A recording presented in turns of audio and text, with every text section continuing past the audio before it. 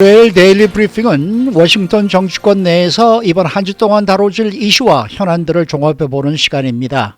전화에는 워싱턴 한면택 특파원 연결되어 있습니다. 한 특파원. 네, 워싱턴입니다. 네, 연방 대법원의 보역 구도를 바꿔놓을 에이미 코니 베럿 지명자의 이 상원 인준 표결이 오늘 실시되는데 인준은 거의 확실시되고 있는 건 아니겠습니까? 네, 그렇습니다. 정말로 떠들썩하게 큰 게임이 벌어진 것처럼 보였습니다만은 네. 아주 맥없이 또 끝나버릴 것 같습니다. 왜냐하면 또 일요일인 어제 토론 종결 표대결을 한번 벌였는데요. 역시 네. 예상됐던 대로 51대 48로 가결이 됐습니다.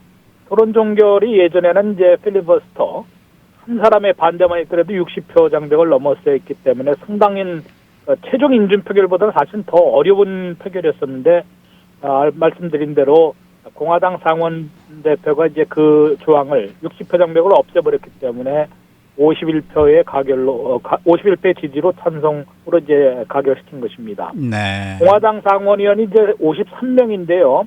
수선 콜린스, 리자 머커스키 두 명의 여성 상원의원이 예고했던 대로 반대를 했습니다. 그런데 오늘 정작 저녁에 있을 최종 인준 표결에서는요. 이보다 더 표가 나올 것 같습니다.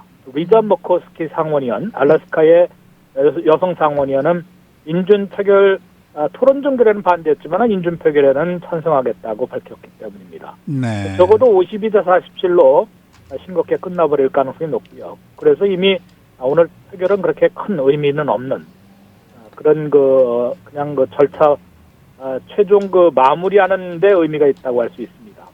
네. 이 에이미 코니 베럿 판사가 연방대법관에 오른다면요. 이 9명 중에서는 이제 최연소가 됩니다. 48살이거든요. 미국의 역대 최연소 연방대법관은 44살에 취임했던 존 제이라는 판사분인데, 대법관인데, 1789년의 일이었습니다. 그러니까 상당히 오래전 일이었고요. 사상 최연소급이라고 해도 과언은 아닌 것 같습니다. 네. 또 한 가지는 정말로 아주 신속 인준도 이만큼 빠른 적이 없었습니다. 한 달도 채 되지 않아서 지금 오늘 인준 표결로 최종 인준이 되는 것이거든요. 9월 28일 날 지명이 됐으니까 그렇습니다. 그런데 75년 이래는 67일 걸렸다고 합니다. 가장 많은 미디어는 71일이고요. 그런데 얼마나 빨리 지금 30일도 안 돼서 인준받았다는 것은 또 이 역사의 기록으로 남을 것 같습니다. 왜냐하면 연방 대법관의 구도가 그야말로 이제 보수 우위인 6대 3으로 바뀌는 순간을 맞고 있기 때문에 그것을 만들기 위해서 이렇게 서둘렀고요.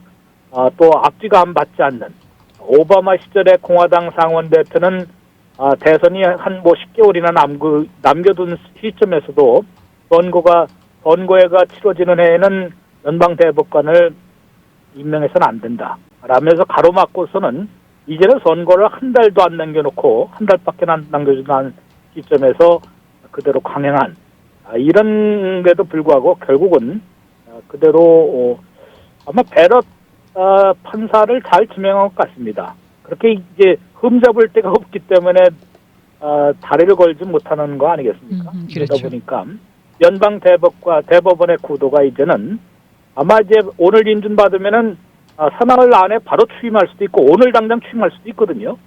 네. 취임 선서만 하면 되는 거니까. 평상시 옛날에도 보면은 그날 당일에 취임 선서를 한 대법관도 있고요.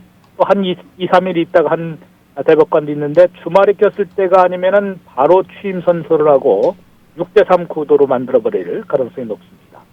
그런데 또 한 가지는 이제 그렇게 되면은 바이든 후보가 만약 승리했을 때는 이른바 코트 패킹이라고 해서 연방 대법관의 9명을 2명 더 늘리든지 4명까지 늘리는 그런 것을 지금 민주당에서는 거론하고 있거든요. 이것도 상당히 또 아주 논란을 겪을 것으로 보입니다. 네. 그러나 저러나 경기 부양책 어떻게 지금 진행되고 있는 건가요? 네, 정말로 어떻게 보면 분노가 치밀을 정도로 네.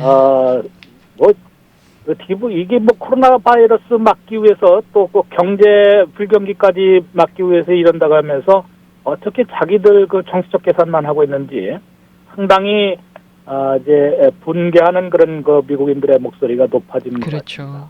그럼에도 불구하고 오늘 또 증시도 폭락하는 것을 떨어진 것을 볼 때는 선거 전에 입법과 시행은 거의 뭐 물고 건너가는 거 아니냐 이런 얘기를 하는데 이 희망 고문도 아니고 매일 또 다 됐다고 얘기합니다. 맞습니다. 펠로시 하원 의장이나 대학관에서도 거의 타결이라고 겉으로는 얘기하고 있고 아직도 지금 그런 뭐 충분히 가능성이 있고 자신은 이 낙관론을 결코 포기하지 않고 있다. 이렇게만 얘기를 하는데요.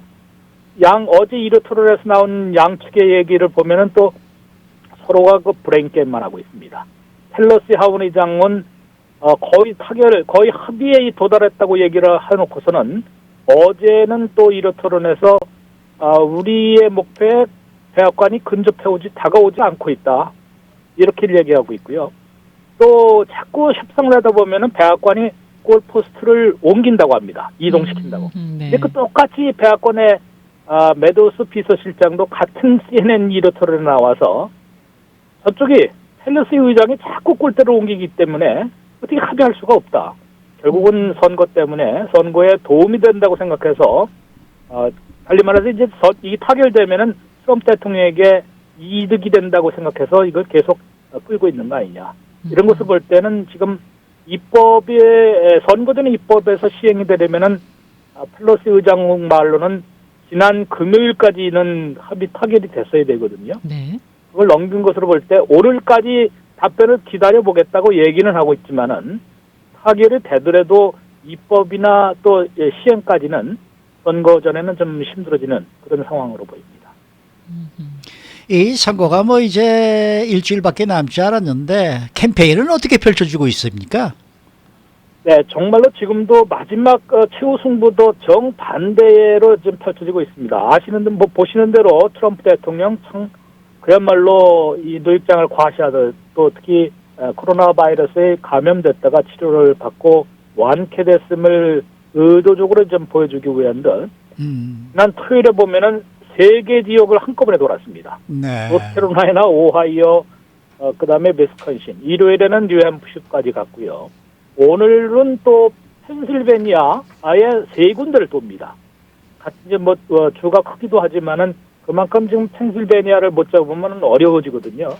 이러다 보니까 그야말로 경합지, 격전지에서는 270명을 이제 확보하기 위해서 강행군을 하는 그런 모습 보이고 또 트럼프 대통령의 선거 유세는 대중 유세 수천 명씩이나 이제 몰려들어서 어느 그 보수 진영에서의 그 유튜브 같은 것을 보면은 2시간 이상 기다렸다가 그 유세장에 참여하는 그런 열렬 지지자들이 많은 것 같습니다. 이런 반면에 이제 이 바이든 후보도 토요일에 펜실베니아를 방문했는데 펜실베니아를 찾은 것이 민주당 대통령 후보가 된 다음에 무려 10번째였다고 합니다. 그러니까 본인의 그 출생지이기도 하거든요, 펜실베니아. 네. 펜실베니아만 먹으면은 되찾아오면은 분명히 당선된다고 보고 있는 것 같습니다. 그러다 보니까 펜실베니아에 아주 그 오리를 하는 모습을 보였고요. 또 한 가지는 이제 4년 전 악몽을 막으려고 부단히 애를 쓰는 모습입니다. 위스콘신 같은 경우는 4년 전에 힐러리 클린턴과 한 번도 안 갔거든요. 네. 거기는 공짜표라고 생각한 겁니다. 네네. 그러다가 이제 결국은 망해버린 그런 대표적인 지역인데, 이 바이든 후보는 정말로 이번에는 그런 캠페인을 하지 않는다. 그래서 그래도 그렇게 많이 가지는 않았습니다. 지금까지 위스콘신은 딱 2번 갔고요. 미시간 3번 갔고, 펜실베니아만 또 너무 10번이나 가는, 약간의 그 불균형인데, 트럼프 대통령에 비해서 바이든 후보는 역시 그냥 차량만 타고 그 드라이빙 랠리라고 그러죠. 네.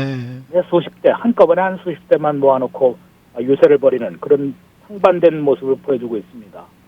심지어는 그 대중연설에 아주 그 일가견이 있는 오바마 전 대통령도 지금 지원 유세 나왔는데 펜실베니아에서 그 차량들만 놓고 그 연설을 하다 보니까 좀 맥이 빠지지 않나.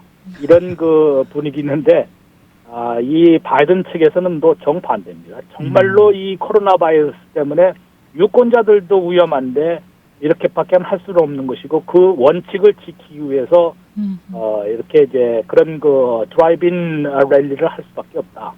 이런 얘기지만은 서로 그 미국 언론, 뭐 주류 언론들을 잘 다루지 않으면서도 이제 분석하는 것을 보면요. 네.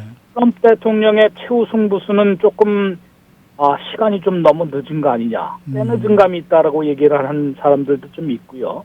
왜냐하면은 지금 한 6천만 명 가까이 벌써 투표를 해버렸거든요. 그렇죠. 네, 네. 이런 것도 있고, 그렇다고 또 이 바이든 후보는 유권자들과의 접촉이 이렇게 없었고, 그 다음에 지금 CBS의 60미니트 같은 데도 보면은 그야말로 어제 그 상대방이 지금 트럼프 대통령 아니라 그걸 조지라고 얘기했습니다. 맞습니다. 조지 부시 대통령 4년이라고 얘기를 했기 때문에 이렇게 말 실수가 많은데, 말 실수가 이제 말 바꾸기, 거기에다가 이제 스캔들까지 겹쳐지면은 자칫하면 또 지금 3.8포인트밖에는 앞서지 못하고 있거든요. 격전지에서.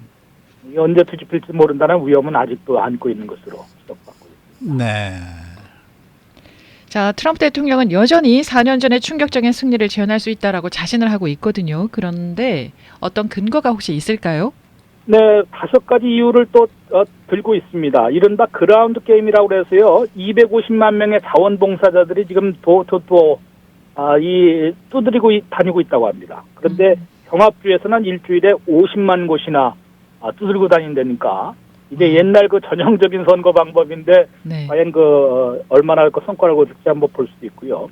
흑인표가 문제인데, 흑인표는 당연히 9대1 정도로 이제 바이든 후보가 우세할 것으로 다들 보고 있지 않습니까? 예. 그런데 흑인표 중에서도 18세에서 44세까지의 젊은 층은 그렇지가 않다고 합니다. 오히려 지금 10%를 2016년에 트럼프 대통령이 얻었는데, 흑인표에서 젊은 층에는 21%까지 올라갈 것이다 말하는 지금 내부 자료가 있다고 하고요. 역시 또 가장 믿는 것은 샤이 트럼프. 여론조사에서 많이 차이 나는 것은 결국 트럼프 지지자인데 내가 트럼프 찍겠다고 얘기를 안 하는 사람들이 아직도 많았기 때문에 이 숫자에 안 나타난 것이지. 네. 여전히 괜찮다. 그 또 한 가지 근거가 등록 유권자 운동에서 상당히 효과를 봤습니다. 플로리다, 펜실베니아, 노스캐롤라이나, 애리조나에서 공화당이 상당히 넉 달 동안 이 민주당을 좀 압도했다고 하거든요. 전체 등록 유권자들은 비록 뒤지지만은 그 격차가 없어졌기 때문에, 예전에는 큰 차이로 앞선데도 민주당이 역전패당한 지역입니다. 그런데 이것이 거의 차이가 없어졌기 때문에 또 뒤집힐 것이다. 라티노도 마찬가지로 4년 전에 트럼프 대통령이 28%나 얻었는데 이번에 더 오를 것 같다라고 얘기를 하고 있습니다. 네. 이런 것이 그대로 맞아 떨어진다면 트럼프 대통령도 아직은 희망이 있다. 반전의 기회를 잡을 것이다. 모두를 또 놀라게 할 것이다라고 하고 있다고 그러는데요. 뭐 어디까지나 그들의 주장이니까 한번 지켜봐야 될 것 같아요. 네. 네. 오늘 말씀 잘 들었습니다. 네, 고맙습니다. 네. 지금까지 워싱턴 한면택 특파원이었습니다.